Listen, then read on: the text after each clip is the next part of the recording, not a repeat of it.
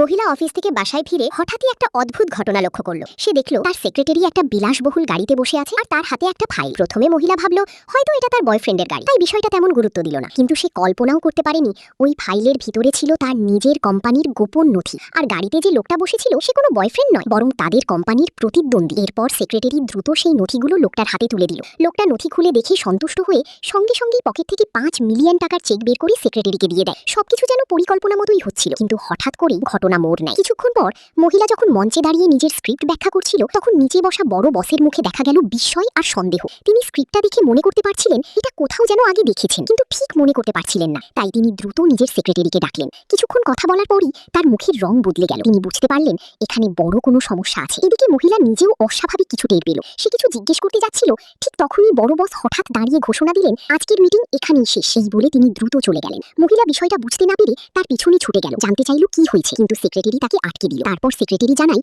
মহিলার এই স্ক্রিপ্ট আর অন্য একটি কোম্পানির স্ক্রিপ্ট হুবহু এক। বড় বস তাই নিশ্চিত হয়েছেন এটা নকল। কিন্তু মহিলা ভেঙে পড়ে, কারণ এই স্ক্রিপ্ট সে 3 বছরের বেশি সময় ধরে নিজে লিখেছে। এটা সম্পূর্ণ তার নিজের তৈরি, নকল হওয়ার প্রশ্নই ওঠে না। এর মধ্যেই সেক্রেটারি আরেকটি স্ক্রিপ্ট বের করে তাকে দেখায়। মহিলা অবাক হয়ে দেখে দুটো স্ক্রিপ্ট একদম একই। সে হতবাক হয়ে যায়, কিছুই বুঝতে পারে না কোথায় ভুল হলো। কিন্তু সে কখনোই ভাবতে পারেনি যে তার সাথে বিশ্বাসঘাতকতা করেছে সে আর কেউ নয়, তার নিজের সেক্রেটারি।